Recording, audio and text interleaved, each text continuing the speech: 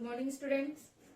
हमारा टॉपिक चल रहा था मोशन अंडर सेंट्रल फोर्सेस, केंद्रीय बलों के अंतर्गत कण की गति, जिसके अंदर हमने प्रीवियस लेक्चर के अंदर जो हमारा सेंट्रल फोर्सेस होते हैं इनके अंतर्गत गति करने वाले कण की कोणीय संवेग और ऊर्जा संरक्षण के नियम को ज्ञात किया था। ठीक है, आज के लेक्चर में हम लोग जो हमारा पार्टिकल है जो कि सेंट्रल फोर्सेस के अंतर्गत गति कर रहा है उसके पथ का समीकरण ज्ञात करते हैं। ठीक है, तो सबसे पहले हम लोग निकालते हैं कि r जो हमारा निर्देशांक है, त्रिज्य निर्देशांक r है, उसका परिवर्तन क्या होगा समय के सापेक्ष।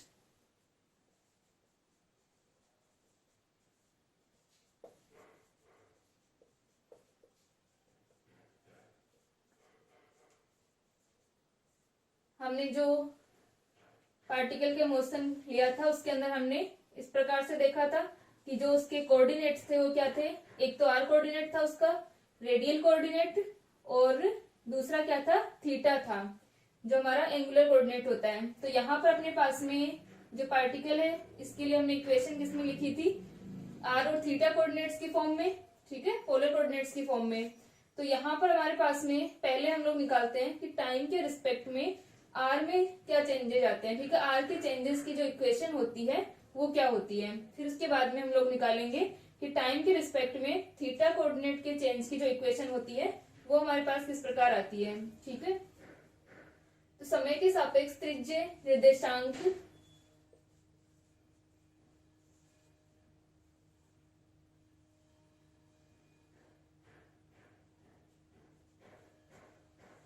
r के परिवर्तन का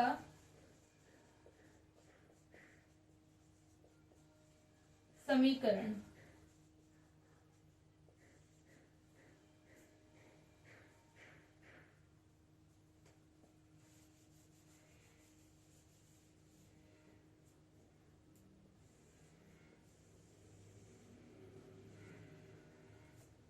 तो हम इसके अंदर r के परिवर्तन का जो समीकरण हम निकालेंगे, रेडियल कोऑर्डिनेट के चेंज की जो इक्वेशन हम निकालते हैं टाइम के रिस्पेक्ट में, इसके लिए हम लोग यूज करेंगे एनर्जी कंजर्वेशन लो जो हमने निकाला था। यहाँ पर एनर्जी कंजर्वेशन की जो हमने इक्वेशन निकाली थी, हमारा जो पार्टिकल जो कि सेंट्रल फोर्सेस के अंतर्गत गति कर रहा है, तो हम लोग यूज करेंगे ऊर्जा संरक्षण के नियम से या ऊर्जा संरक्षण के समीकरण से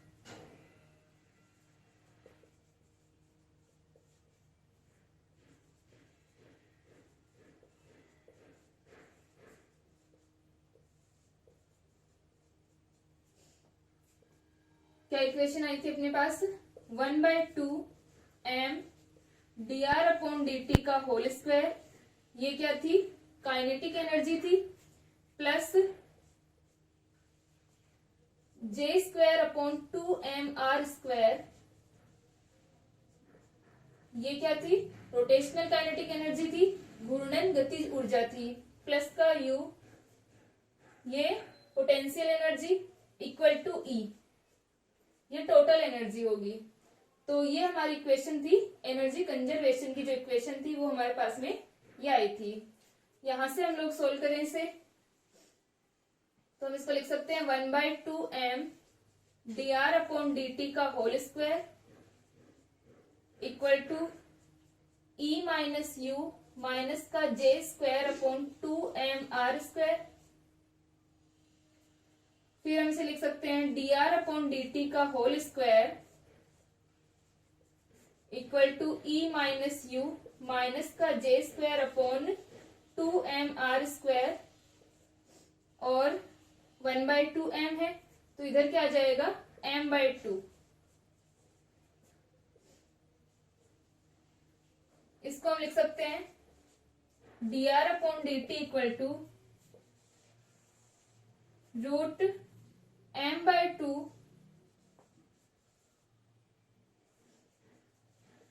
E माइनस u माइनस का j²/2mr²।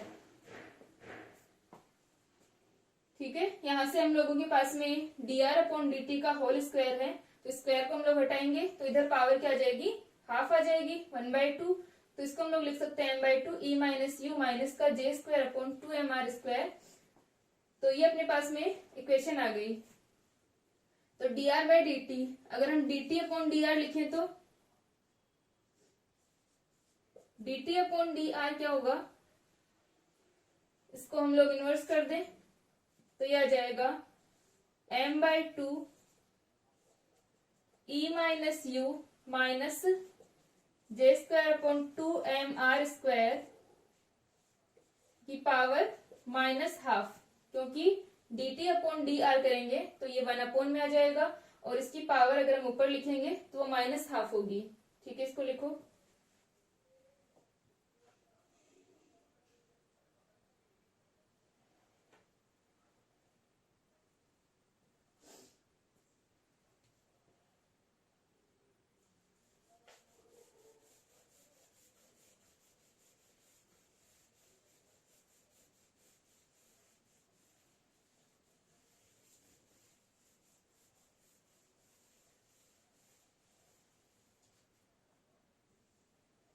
तो यहाँ पर अपने पास में dt अपॉन dr आ गया, तो dt इक्वल टू क्या होगा, dr upon m/2 e minus you minus J square upon 2mr² की पावर हाफ। इसको इंटीग्रेट करें हम 0 to t r0 to r, जहां पर r0 क्या है, t इक्वल टू 0 पर कण का स्थिति सदिश है।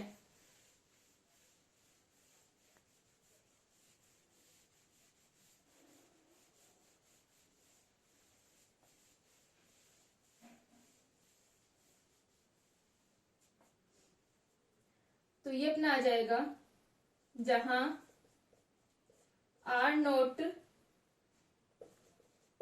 समय t इक्वल टू 0 पर कण का स्थिति सदिश है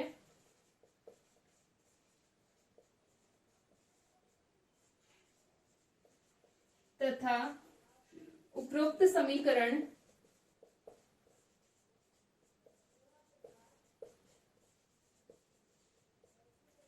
केंद्रीय बल के अंतर्गत,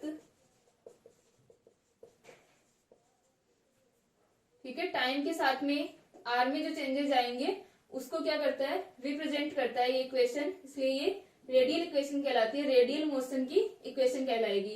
इसी प्रकार हम लोग थीटा के लिए निकाल सकते हैं। तो उपरोक्त समीकरण केंद्रीय बल के अंतर्गत, सेंट्रल फोर्सेस के अंतर्गत गति करने वाले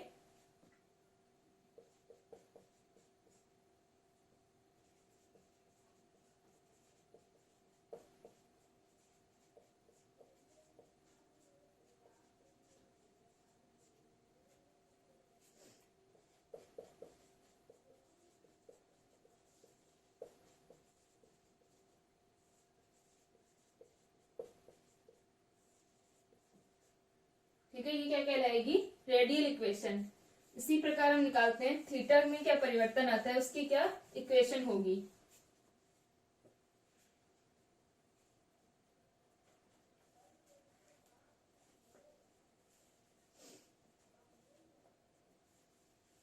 ठीक है, यहां तक हो गया।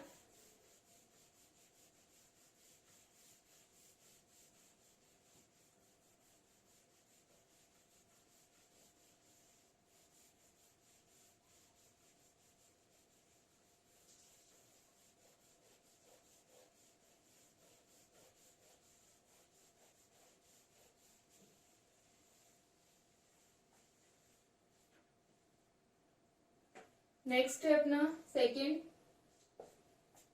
समय के सापेक्ष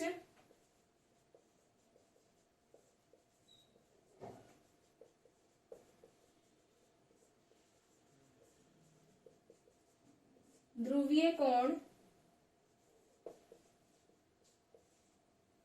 थीटा के परिवर्तन का समीकरण।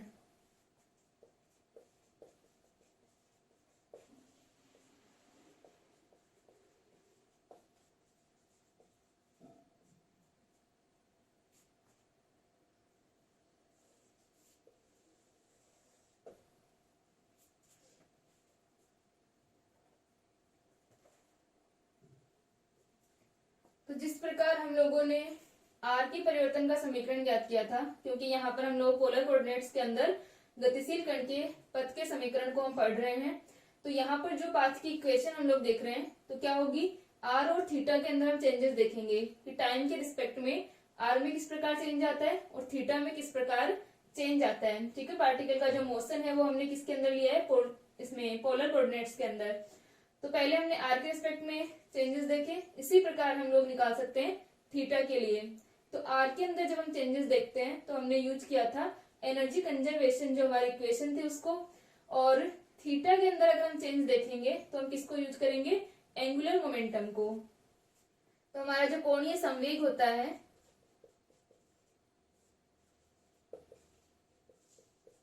J equal to M are square D theta upon D T होता है।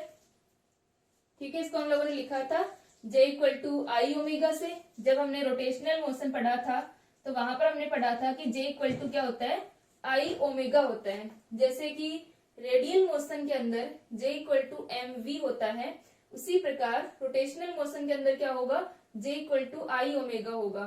क्योंकि जिस प्रकार रेडियल मोशन के अंदर हम मास को डिफाइन करते हैं, वैसे ही रोटेशनल मोशन के अंदर हम लोग किसको डिफाइन करते हैं, इसको मोमेंट ऑफ इनर्शिया को। और रोटेशनल मोशन के अंदर ओमेगा क्या होगा, ये हमारे पास में एंगुलर वेलोसिटी होगी। तो J का मान आई ओमेगा होगा। तो J का मान आई ओमेगा है, आई क्या होता है, एम आर स्क्वायर। और एंगुलर वेलोसिटी कब आएगी, जब थीटा में चेंज होगा टाइम के रिस्पेक्ट में, तो M are square D theta upon D T, ये हमारे पास में क्या आ जाता है, एंगुलर मोमेंटम। तो यहां से हम निकाल सकते हैं कि D theta upon D T क्या होगा, D theta upon D T equal to J upon M R square, और डी थीटा इक्वल ये D T upon D theta equal to क्या हो जाएगा, M are square upon J. ठीक है, और या फिर अगर हम D theta upon D T से इक्वेशन निकालना चाहें तो हमारे पास में इस प्रकार आ जाएगा, D theta equal to J upon M R square D T. इसको हम इंटीग्रेट कर दें, D theta equal to J upon M R square D T. तो यहां से अपने पास में आ जाएगा ये theta naught to theta, 0 to T, तो ये हो जाएगा theta minus theta naught equal to J upon M R square D T.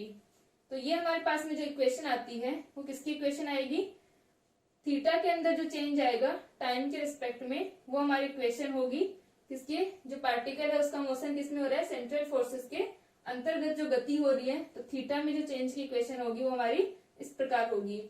अब हम लोग निकाल सकते हैं इसके लिए डिफरेंशियल इक्वेशन जो होती है, कि अगर हमारा पार्टिकल सेंट्रल फोर्सेस के अंदर मोशन कर रहा है तो डिफरेंशियल इक्वेशन क्या आती है, और उस डिफरेंशियल इक्वेशन के अंदर अगर हमें फोर्स का नेचर पता होगा कि किस टाइप का हमारा फोर्स है, तो वहां पर हम लोग उसके पथ का समीकरण निकाल सकते हैं। और अगर हमें पथ का समीकरण पता है तो हम फोर्स के नेचर को निकाल सकते हैं। ठीक है, फोर्स हमारा हमको पता है कि जो हमारे सेंट्रल फोर्सेज होते हैं उनकी direction plus minus are cap होती है। ठीक है, प्लस माइनस आर केप होगी, और ये दूरी के क्या होंगे, डिस्टेंस पर निर्भर करेंगे इनका जो मैग्नीट्यूड होगा। अब दूरी पर किस प्रकार निर्भर करता है, जैसे कि हमारे इलेक्ट्रोस्टैटिक फोर्सेज होते हैं वो 1 अपॉन आर स्क्वायर होती है उनकी प्रकृति। ठीक है, 1 अपॉन आर स्क्वायर के हिसाब से वो डिपेंड करते हैं, proportional to 1 by are square. और साथ में उनकी जो नेचर होगा वो कैसा होता है, रिपल्सिव होता है। ठीक है, इसी प्रकार ग्रेविटेशनल फोर्सेस के अंदर क्या होगा कि वहां पर भी proportional to 1 by are square ही होंगे, साथ में उनका जो नेचर होता है वो माइनस आर केप यानी अट्रैक्टिव होता है। तो अगर हम इसके गतिशील जो हमारा पार्टिकल है, मूविंग पार्टिकल है, इसका हम डिफरेंशियल इक्वेशन निकालते हैं इसके पाथ की, तो वहां पर हमारे पास में फोर्स का इक्वेशन आएगी, फोर्स आएगा साथ में।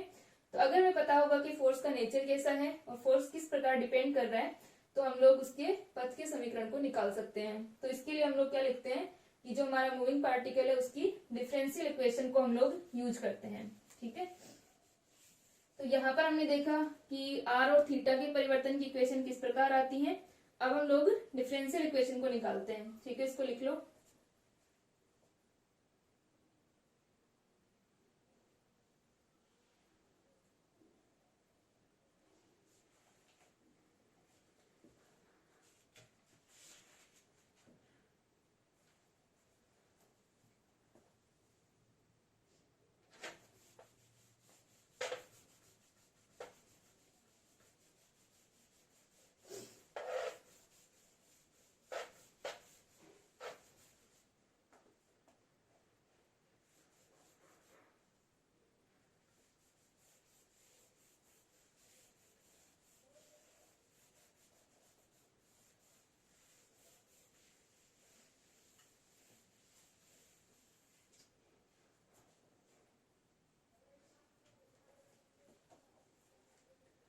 तो नेक्स्ट हमारा पॉइंट है गतिशील कण के पथ का अवकल समीकरण।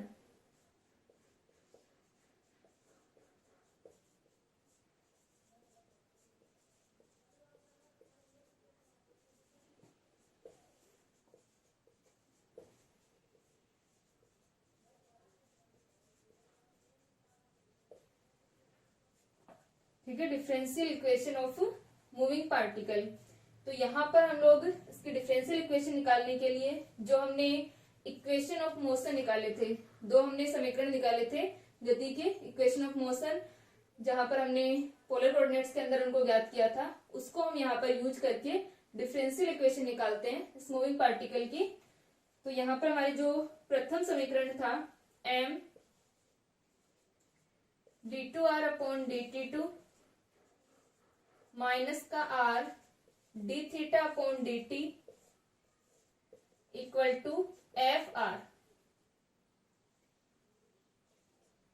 ठीक है, m d2r upon dt2 minus का r d theta upon dt का whole square equal to F R. ठीक है, इसको हम यूज करते हैं।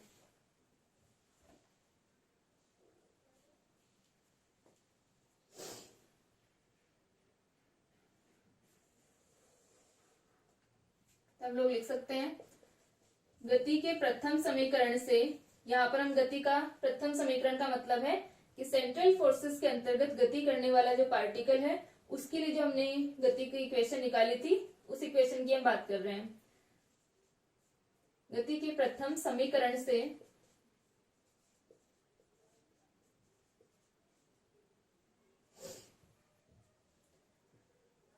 m d2r upon dt2 minus का d थीटा अपॉन dt का whole square equal to F R.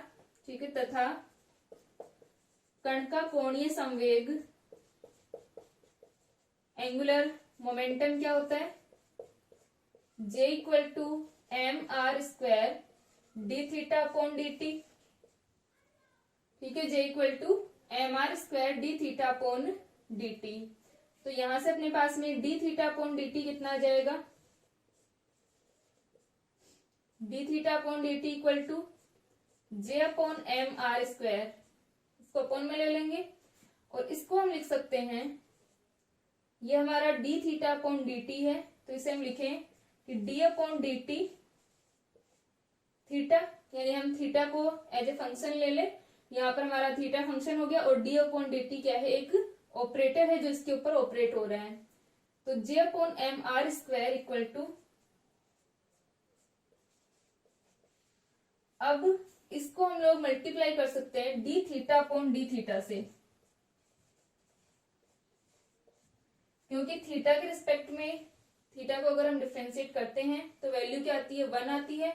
तो यहाँ पर हम लोग लिख सकते हैं इसके साथ में, क्योंकि 1 तो हम किसी के मल्टीप्लाई में मान सकते हैं, तो यहाँ पर हम इस 1 की जगह लिख सकते हैं D theta upon D theta. ठीक है, अब हम इन दोनों को कंपेयर करें, D upon D T theta के ऊपर ऑपरेट हो रहा है और j upon M R square D by D theta theta के ऊपर ऑपरेट हो रहा है, यानी हम इसे एज ए संकारक अगर हम देखें, एज ए ऑपरेटर हम इसको लें तो क्या होगा,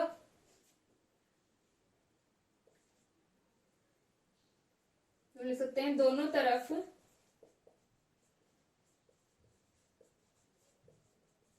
तुलना करने पर तथा संकारक के रूप में लिखने पर, कंपेयर करके हम लोग क्या कर रहे हैं, ऑपरेटर के फॉर्म में लिख रहे हैं।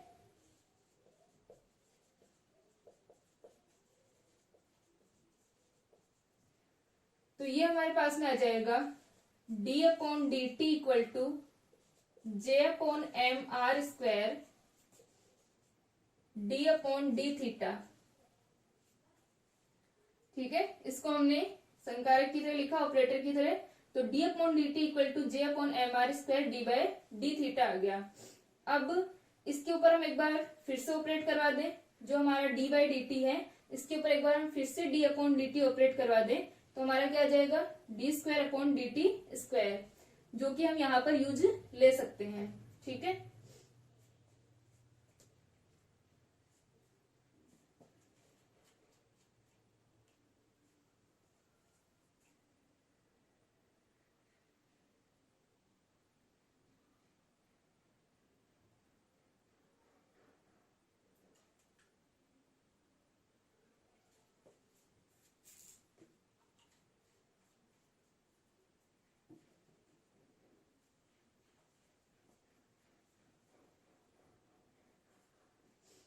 तो यहां पर हम इसको लिखें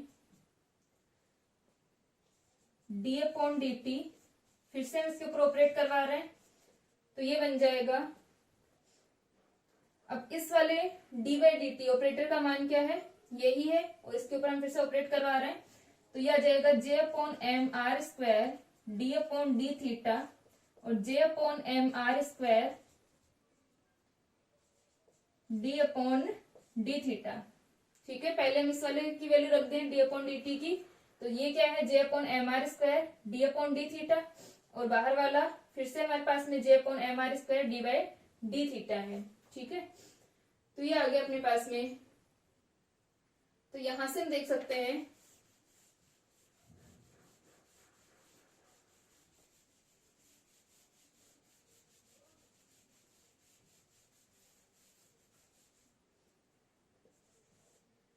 कि d two upon D T two का मान हमारे पास क्या आया, d square upon D t square equal to J upon M R square D upon D theta J upon M R square D upon D theta आ गया। इसको हम लोग यहां पुट कर दें गति के समीकरण के अंदर। अगर हम इसको इक्वेशन नंबर 2 और इसे इक्वेशन नंबर 1 और इसे इक्वेशन नंबर 2 दें, तो यहां पर हम लिख सकते हैं समीकरण 1 तथा 2 से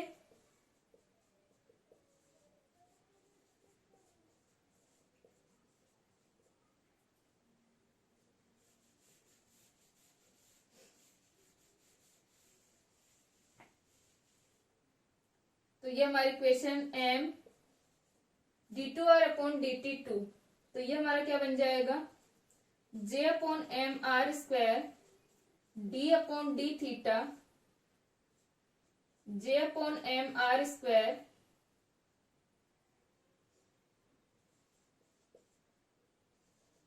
D R upon D theta. ठीक है, ये हमारा डी बाई डी टी और ये d square upon D t square है, तो इसकी जगह हमने इसको ऑपरेट करवाया, तो जे upon M R square D by D theta J upon M R square D R upon D theta हो गया, minus r D theta upon D T का whole square equal to F R.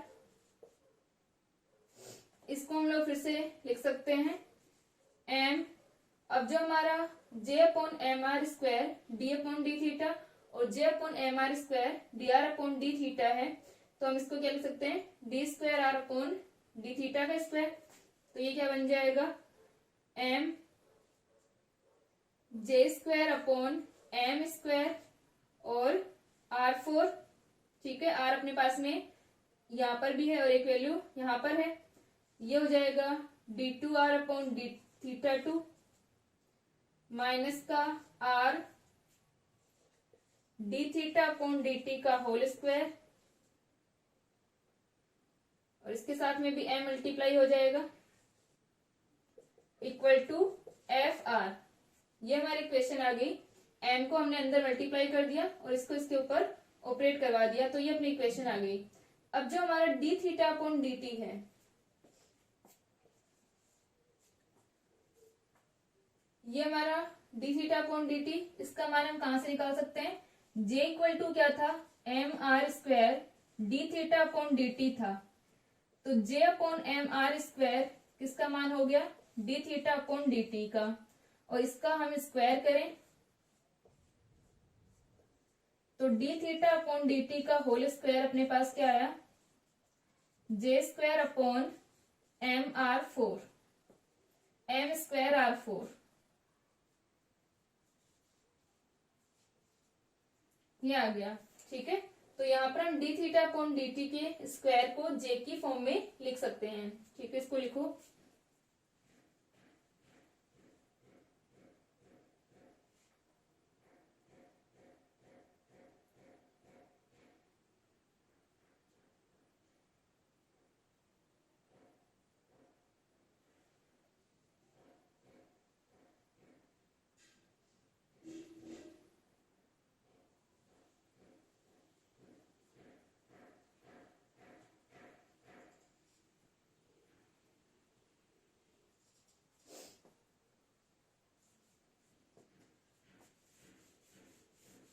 हम लोग d theta upon D T का मान रख दें।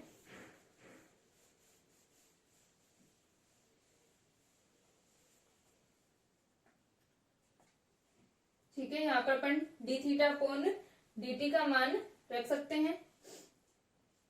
ये हमारा इस प्रकार नहीं आएगा क्योंकि डी अपॉन डी थीटा यहाँ पर अपना R D R upon D theta के रिस्पेक्ट में ये डिफ्रेंशिएट हो सकता है, तो इसको हम लोग इसी प्रकार लिखेंगे J upon R square D upon D theta और साथ में J upon M R square D R upon D theta. ठीक है, अब यहाँ पर हम D theta upon D T का होल स्क्वायर, ठीक है, इसको सही कर लेना।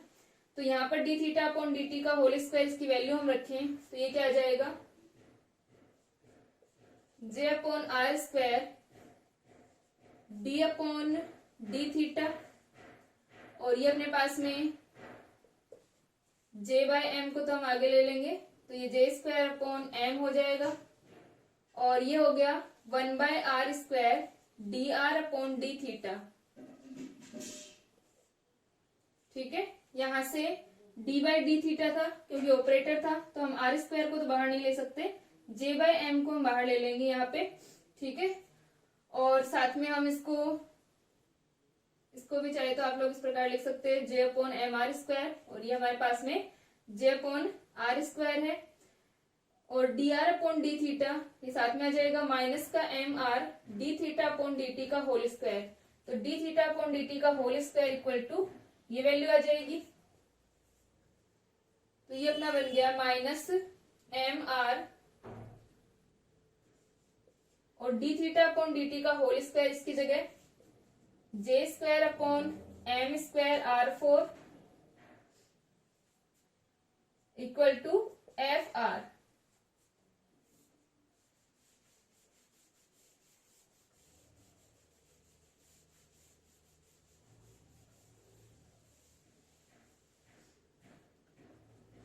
तो एक एम से एक एम कैंसिल, एक आर से आर कैंसिल हो जाएगा, तो ये बच जाएगा जे square upon M R cube बच जाएगा इक्वल टू हमारा एफ आर है। साथ में हमारे पास में जो 1/r square D R upon D theta है, तो 1/r square D R upon D theta को हम क्या लिख सकते हैं, ये हमारे पास में जो 1/r square D R upon D theta है इसको हम लिख सकते हैं D upon D theta 1/r। ठीक है, क्योंकि d by D theta minus के अंदर d by D theta 1/r जब हम करेंगे तो 1/r का डिफ्रेंसिएशन क्या हो जाएगा, माइनस का 1/r स्क्वायर, एक माइनस बाहर है अपने पास तो माइनस का 1/r स्क्वायर और फिर dr upon D theta, minus minus plus हो गया यानी 1/r square dr by D theta को हम लिख सकते हैं माइनस का d by D theta 1/r। तो ये वैल्यू हम यहाँ पर रख दें तो ये बन जाएगा माइनस का J upon M R square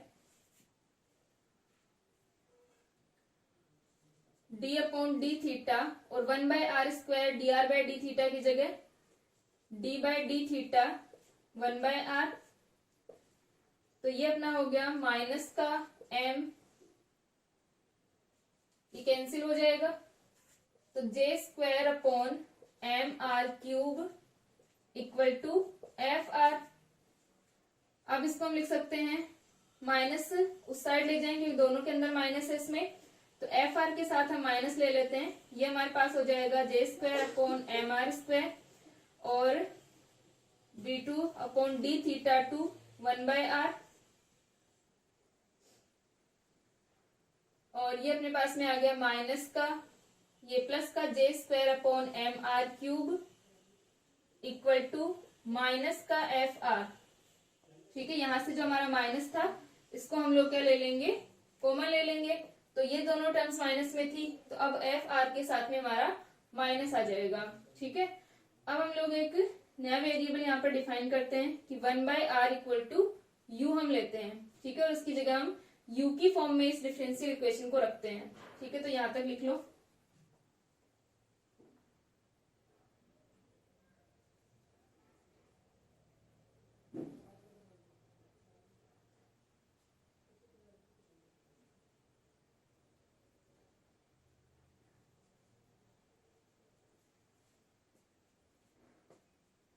ठीक है, यहां तक लिख लिया।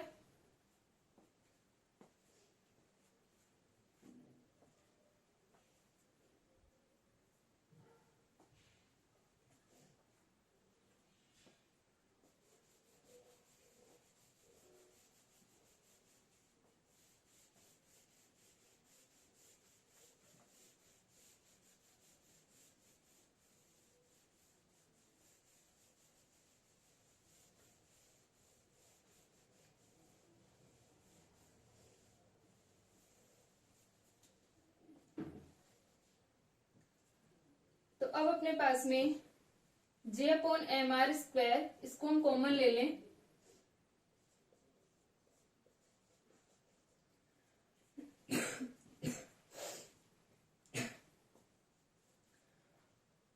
अंदर क्या बच जाएगा, J²/mr² को हमने कॉमन ले लिया, तो ये वाली जो हमारी इक्वेशन है इसके अंदर क्या बचा, d2/dθ2।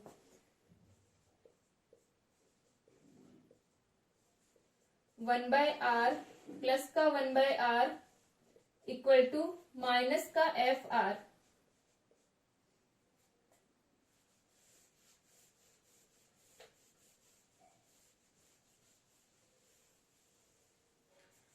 तो ये जो हमारी इक्वेशन है इसके अंदर हम लोग माना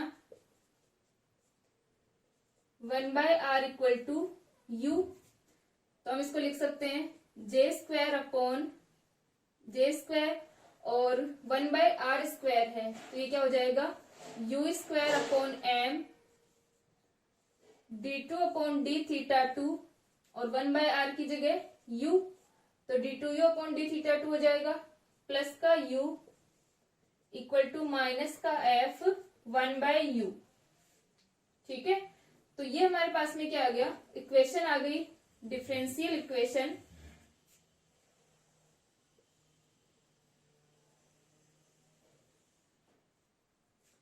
ये इक्वेशन सेंट्रल फोर्सेस के अंतर्गत गति करने वाले कण की अवकल समीकरण कहलाती है। इस अवकल समीकरण के अंदर अगर हमें फोर्स का नेचर पता होगा, यानी अगर हमें फोर्स का मान पता है, तो हम लोग क्या निकाल सकते हैं, कण के पथ को निकाल सकते हैं। कण के पथ या कण की जो गति का समीकरण होगा उसको हम लोग ज्ञात कर सकते हैं।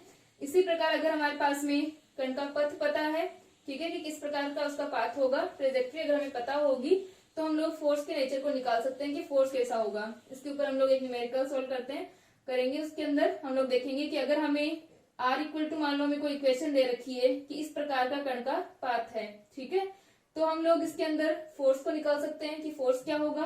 और अगर हमें फोर्स का नेचर दे रखा है कि फोर्स किस प्रकार का है, तो हम लोग कण के पथ की गति को निकाल सकते हैं। ठीक है, यानी उसके पाथ की इक्वेशन को निकाल सकते हैं कि उसकी पाथ जो है वो किस प्रकार का होगा, किस फॉर्म में वो गति कर रहा है, ठीक है, किस प्रकार का उसका पाथ होगा।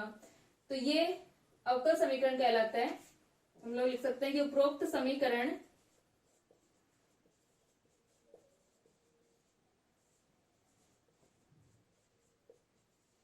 केंद्रीय बल के अंतर्गत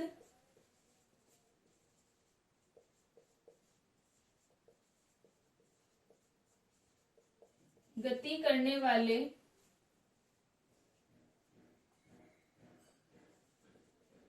कण के पथ का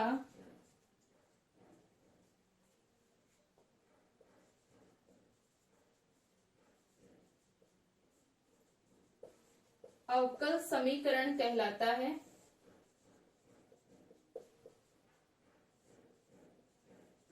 यदि बल की प्रकृति पता हो,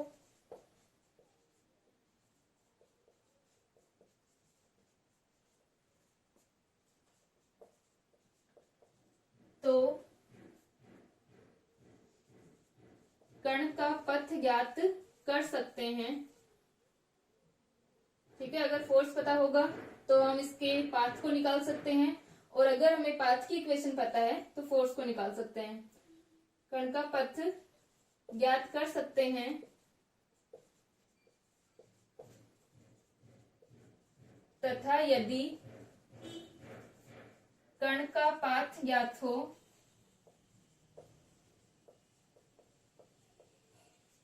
तो बल की प्रकृति